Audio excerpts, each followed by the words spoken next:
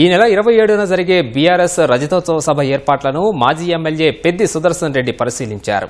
భారాస మరోసారి అధికారం చేపడుతుందని పెద్ది సుదర్శన్ రెడ్డి ధీమా వ్యక్తం చేశారు. 160 ఎకరాల్లో సభావేదిక ఏర్పాటు చేశామన్న ఆయన దాదాపు 1000 ఎకరాల్లో పార్కింగ్ ఏర్పాట్లు చేశామని ఈటీవీ ముఖాముఖిలో తెలిపారు.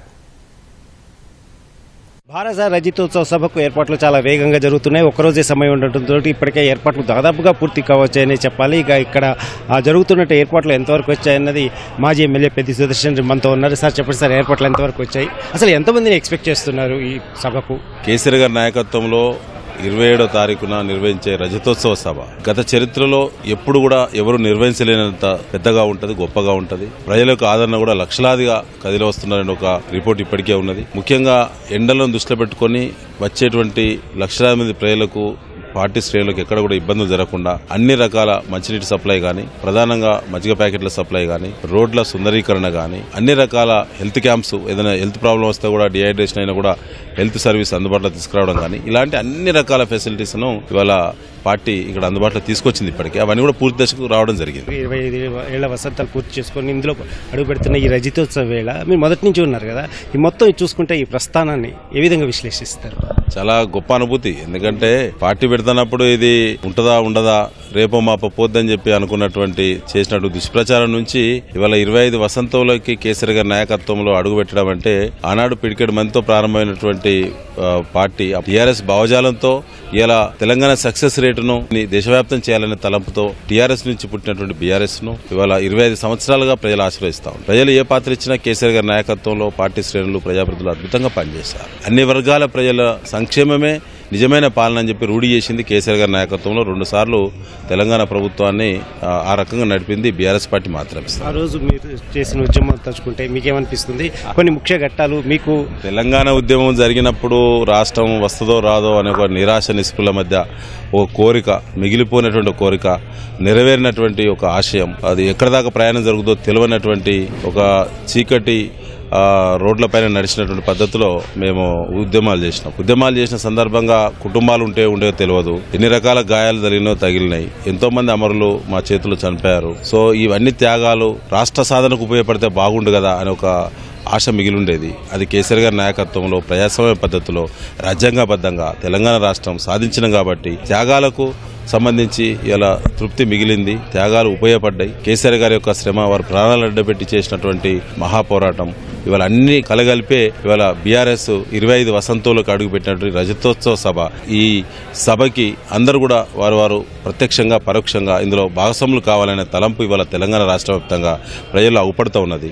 కాబట్టే ఇలా అన్ని రకాల ఏర్పాట్లు కేసీఆర్ గారు మరి రోజువారీ ఒత్తిడి మేరకు, రోజువారీ రిపోర్టు మేరకు ఏర్పాట్లు కూడా చాలా పెంచారు. సభ పనులు ప్రారంభమైనప్పటికీ ఇప్పుడు చూస్తే 2 అంతలు పెరిగింది.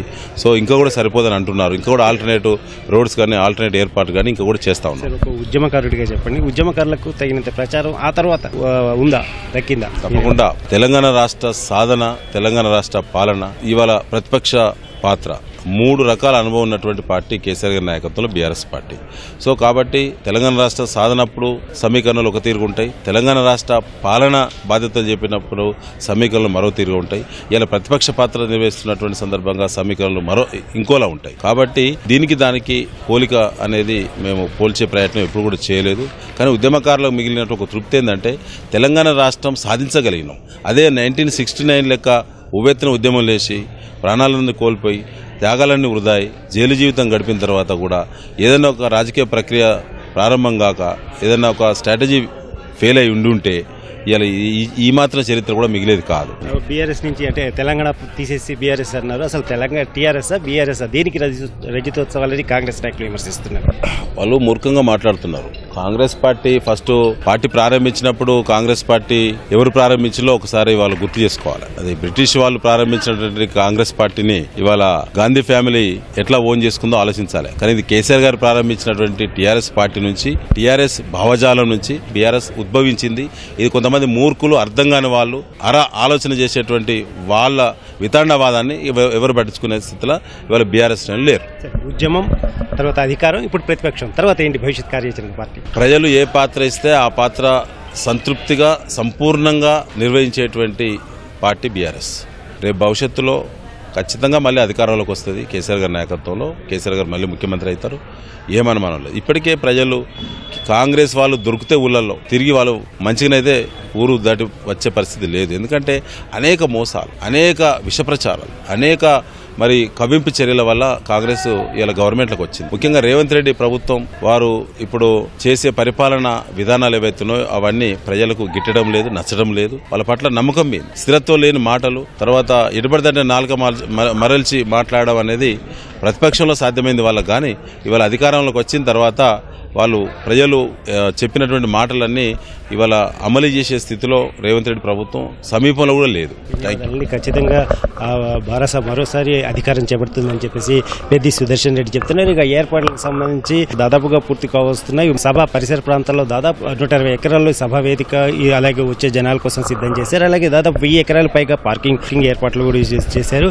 ఇక చాలా చోట్ల నుంచి కూడా పెద్ద సంఖ్యలో ప్రజలు వస్తారని చెప్పేసి భావించి అందుకు తగ్గ ఏర్పాట్లు చేస్తున్నారు. ముఖ్యంగా ఎండాకాలం కావడంతో అందరికీ కూడా తాగునీటి వసతి, అలాగే మజ్జిగ ప్యాకెట్లు కూడా సరఫరా చేస్తున్నారు. కెమెరామెన్ క్రాంతితో రవిచంద్ర, ఈటీవీ న్యూస్, ఎల్కతుర్తి నుంచి.